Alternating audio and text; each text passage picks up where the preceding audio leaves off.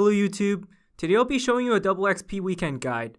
So pretty much I'll cover the basics, then get into XP formulas, then the optimization, as well as some tips and tricks.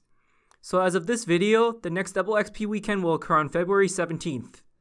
So here's a table of contents to skip sections, so feel free to pause the video and just click the annotation, because I'm going to move on to the next section.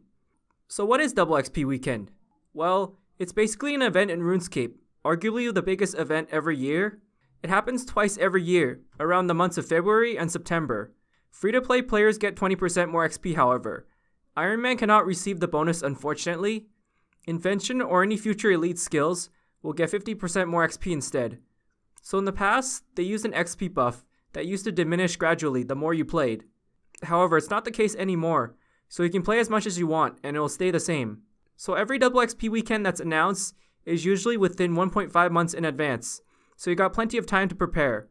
And during every double XP weekend, it'll start on Friday at 12 PM UTC time, and then end on Monday at 12 PM UTC time. So while you may think everything works with double XP weekend, there are some exceptions. So here's the following complete list of items or XP multipliers that will not get boosted on double XP weekend. So pretty much any XP lamps or quest rewards, or effigies, or any one-time bonuses will not work on double XP weekend. Other things include Book of Char, Ectofunctus, or Urns are also excluded on bonus XP weekend, as bonus XP wouldn't be compatible with it. Then the rest of this list is just full of items that normally would work with bonus XP. While Invention's gonna work, but remember, Siphoning and Dismantling will not get boosted. The Premier Club Aura will actually work on double XP weekend, but the Wisdom's 10% XP boost is actually disabled. So the next thing I'll show you is a complete list I wrote up for XP multipliers. Now it's really important that you have access to these, because not only do you make the skills train faster, but you can also save supplies while training. And so this will be covering a list of most common XP multipliers used. So the next list I'll show you are the other XP multipliers that will also work on double XP weekend. It's more situational, so it's not going to work with every skill. Now for those who are curious, Demonic Skull used to not work, but since last September, it actually started working on double XP weekend. Alright, so here's a double XP weekend formula for calculating how much XP you get in each skilling action. Now the formulas are different every double XP weekend, so it's really subject to change. However, what I've shown you on screen should be approximately accurate enough. So pretty much you'll notice that the base XP of your skilling action is actually going to be added on top of the XP you would have normally gotten, like outside double XP weekend. So in other words, it's additive rather than multiplicative. The Refer a Friend bonus does get bumped to 20%. So yeah, I listed a few examples for you on screen if you want to look at it. Okay, so the next section I'll be covering are the economical effects of double XP weekend. Yes, so pretty much every double XP weekend will have lots of effects on the economy, especially the skilling supplies. Now please do bear in mind that I'm not an economist, so don't quote me completely on this. So pretty much every time a double XP weekend announcement occurs, the skilling supplies skyrocket, and then pretty much any of the high priced items like weapons or rares, they'll crash briefly. The Bones and Ashes will also crash because training prayer is very limited on double XP weekend. Then the skilling supplies will crash for around a week afterwards, and then just fluctuate over and over again. And finally, 1 week before double XP weekend, they'll start crashing, because at this point, many people have stocked up on their supplies, so they're just going to sell their extras. So during double XP weekend, some items skyrocket while others crash. It's usually the portables and Silverhawk feathers that crash, because there's always going to be a skilling promotion that makes these a lot common from Treasure Hunter. The finished products like weapons, armors, or potions usually crash during the weekend because people panic dump them. And finally, by Sunday noon of double XP weekend, every skilling supply will start to crash, and then it will remain crashed for like a month to a month and a half. So yeah, pretty much that's how the economy works, but then again, it can be really unpredictable at times, so my points may not always be valid. So now that we cover the basics, let's go over the most important section. What skills should I really train? Well, I divided this into a couple of categories of skills you should try training.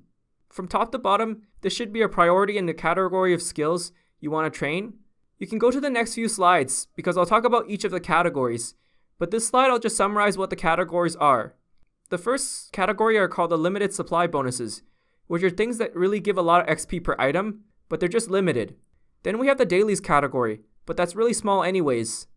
And then the buyables are like the core skills you want to train. Then we have the slow tedious skills, followed by the very click intensive skills. And finally we have the other category. So yeah, in the next few slides, I'll be talking about the reason why you should train some skills over others. Alright, so the first set of skills I would recommend training are the limited time bonuses. Basically, this is a list of one-time bonuses you should take advantage of. I'm not saying that you should use all of them up, like during the entire weekend, but some of them are very limited and do rather offer you lots of XP. Now for instance, the player-owned ports and curve bones can really give you lots of XP instantly. Then we have the treasure hunter base items, and then the lesser important ones like robust glass and Grenwall tickets. So yeah, it wouldn't take long to use up most of these items, unless you have like a lot of protein or combat dummies. And so the next category I'll be discussing are the dailies. There are only a couple of choices I can think of, and that is tree farming, divine locations, serenity posts, and rune spears. I have a video guide on how to do a full tree farming run, if you guys want to check it out. Seriously, I know a lot of you really hate farming, but trust me, just for this weekend, can you try to knock out a couple of tree runs, you know? Rune spears are really nice as well, and I have another guide on this, so feel free to check that out as well. If you need some AFK agility XP for free, then do serenity posts. Alright, so the next category I'll be discussing, and probably the most important of all, are the buyable skills. Now this is the cornerstone of Double XP weekend for most people. Why? Because it's the most difficult skill to train, even for the richer people. The reason I put agility as highly recommended is because Silverhawk feathers with agility is like superly expensive, even with bonus XP. However, on Double XP weekend, the Silverhawk feathers are a whole lot cheaper. So really, don't miss your chance to use these feathers. They're extremely amazing, and it can really save you a lot of time, effort, and money. Now the next biggest skill to train is summoning. This is a really fast skill to train, and it offers many benefits. Now the huge problem is, it's really costly, and it's really tedious to gather several charms, you know? And not only that, but there's also a portable bank box, running exclusively on Double XP weekend, which means you can use the Talvery method for a whopping 10k pouches per hour. Next to that, we have Herblore, and the reason being is, it's arguably the most expensive skill in the game. At the same time, it also offers benefits for combat as well. And then the next viable skill you want to do would be construction, because yeah, it's extremely click intensive. Now I can't really imagine training this skill outside Double XP weekend, so really, you're not only saving time and money, but also lots of effort. Now I have a construction guide if you guys want to check it out. Prayer would be a nice skill to train, but cleansing crystals are really the only option that's worth doing. Later on this list we have fletching, although it's not really expensive, but even then, it's still not a bad choice to train it. You can remotely train fletching anyways without needing a bank, if you're doing like arrows or darts. Finally, we have smithing and crafting, and they're still a decent choice to train, but you shouldn't really prioritize them unless you have like lots of upfront cash, or you're just really patient to sell your products. Alright, so now that we've discussed the buyables and dailies, let's go into slower skills. Runecrafting is arguably the slowest skill in RuneScape, even with the Abyss. Of course, I bet you there would be several PKers waiting outside, so I probably suggest doing Runespan instead. Then agility would be next, because yeah, it's not very AFK for the most part, and Silverhawks at low levels is going to cost exponentially more. Then we have mining and fishing. Now divination, I wouldn't recommend doing it unless it's a huge limiting factor, because I highly suggest you do your caches instead on a daily basis, you know? And once again, I have a guide on how to complete the caches if you guys want to check it out. And I also got a guide on using the cache buff if you want to check it out as well. Alright, so the next set of skills I would suggest training are the click intensive skills. Basically, these are the skills you just can't really spend money to train faster. Hunter and thieving are really click intensive, especially in the early levels. Although dungeoneering is really click intensive and requires a lot of attention, I wouldn't actually recommend it. I know there's a lot of people on World 77 trying to create a team, but I really think you're better off doing sinkholes on a daily basis instead. Not to mention that we have dungeoneering daily challenges, so that can give you lots of XP as well. I know a lot of you find dungeoneering frustrating, but trust me, it's not as bad as it looks. So the last skill in this category I'll cover is Slayer. I would only advise you do it at low levels, because it's a huge struggle early on, but at high levels it gets a whole lot easier. So now that I've covered the other category of skills, I'm going to be going over the other things that I haven't previously mentioned. This is the category of skills you want to avoid training, unless you're absolutely struggling to train them. Seriously, I know a lot of you are eager to train invention, but let me break this down for you. First of all, invention is a very fast skill, even without Double XP weekend. Like you can easily get 1 mil XP per hour, just from siphoning. Oh, and not to mention that you can do combat invention, so yeah, it's already profitable alone. So why bother, honestly? And once again, I have a guide on how to train invention, if you guys want to check it out as well. But yeah, if you're doing skilling invention, then just train it, because you're going to augment the skilling tools anyways. So this will lead to my next point. Combat skills are generally not a good idea. Why? Because for one thing, they're usually packed with players, so fighting for a training spot is going to be hard sometimes. And not to mention that combat skills are generally faster and are supposed to make money, so yeah. Although if you're absolutely struggling to train your combat skills the normal way, then yeah, go ahead and train it. So finally, we have cooking and fire making. And yeah, those are very fast, easy, and cheap skills, so I wouldn't even bother thinking about it. Alright, so in summary, I've talked about what are the best and worst skills to train. Pretty much the best skills to train are the ones that can save you both time, money, and effort all at once. You know, just train the skills you're having the most difficulty training, basically. So yeah, that's all I can recommend when it comes to skills to train. Okay, so the next section I'll be covering is preparation. Now, it's really the best thing to do before every double XP weekend. Always prepare in advance, basically. So generally speaking, you want to do as much Slayer in combat as possible to prepare for double XP weekend. This generally helps you stock up on a lot of supplies and cash, as well as charms, so then you can blow them off all on double XP weekend.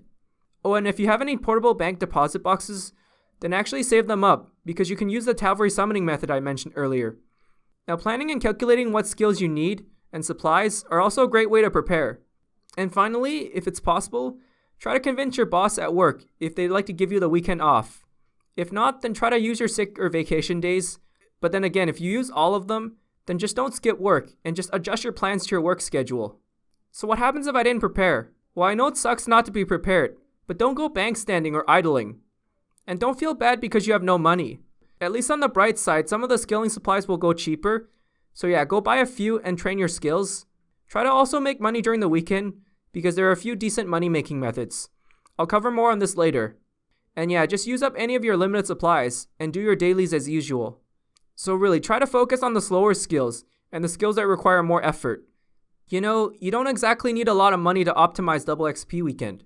So a lot of times on double XP weekend, it can be a health hazard. And so it's really important that you stay healthy, even though you're planning to play a lot. Now, I'm pretty aware of the no XP waste mentality, but think about it. Don't play too much, okay? Not only is it bad for your health, but sometimes people risk the feeling of getting burned out after double XP weekend is over. Because it gets really tedious playing that much, so try to avoid falling into this trap. Just every hour or two, just rest your eyes or go for a walk, or just simply stand up off your chair. At least squeeze in 3 hours of sleep a night, you know? And also, try to eat a healthy diet throughout the day, and never forget to drink enough water. Alright, so here are a few tips and tricks I haven't previously mentioned. The first tip is to use bank presets. I know a lot of you who don't like skilling never actually use this, but I'm telling you, it really helps speed up your bank skills. You also do not want to avoid doing your dailies. While most don't work on double XP weekend, I still recommend doing them, since they're still great XP. It gets really laggy during the weekend, so try to avoid overpopulated worlds like World 2. And generally, if you're doing bank skills, Citadel worlds can also host portables, as well as pulse cores. It's usually the big or efficient clans that host them, so go have a look at it. Now, if you have any alt accounts that have pulse cores, then yeah, go pop a few if you're short of pulse cores. And if you're going for a washroom break or a quick break, then just use up any of your proteins, since they're pretty AFK. Now finally, do not spend too much money. I've told you a couple times that buyable skills are best to train, right? Well, if you're going to spend too much, you're going to end up struggling to make your money back. And so a lot of great money making methods will require at least strong weapons or some starting cash. So yeah, don't forget to set your spending limits. So here are a few possible money making methods during the double XP weekend. The first method is high alching. You'll definitely notice the margins of alch values versus the GE prices of things like Rune 2H's or Black Dragonhide shields, and they're actually quite large. Tanning hides is also another reliable money making method, since the hides are usually cheaper while the tan ones are actually more expensive. Then we have unfinished potions, and it's the same reason really. You can also try buying pouches, then converting them to umlaud, with the Elf City hard task complete. And it's really easy money, right? Well, over the recent years, it's become a lot less effective than before. People are starting to finish these tasks, you know? And then the last method will be flipping any finished supplies like potions. It's really risky, and the prices are really unstable, so do this at your own risk. So the second last section I'll be going over is a list of helpful resources you can try looking into. Portable Friend Chat will keep track of most portable locations. They also have a spreadsheet for that, in case their friend chat is full. I'll leave a link in the description. Boxes FC is also another friend chat for portable bank boxes, and it's actually a partner friend chat of portables. 99FTW.com is also a great source for calculating supplies and the cost to train skills. Unfortunately, it does not have a double XP weekend option, but it's still worth looking into. I made a TVC, which is time value calculator formula, so I'll leave a link in the description. It basically calculates the cost difference between two methods. Any clan citadels hosting portables and pulse cores are really helpful resources, so try to take advantage of that as well. And finally, I have plenty of money making and combat guides if you guys want to check it out. So overall, I've discussed a lot of information to you, and I hope you really learned a lot from this video. Best of luck skilling and happy gains. So yeah, thanks for watching and I hope it helps. If I missed anything, feel free to ask.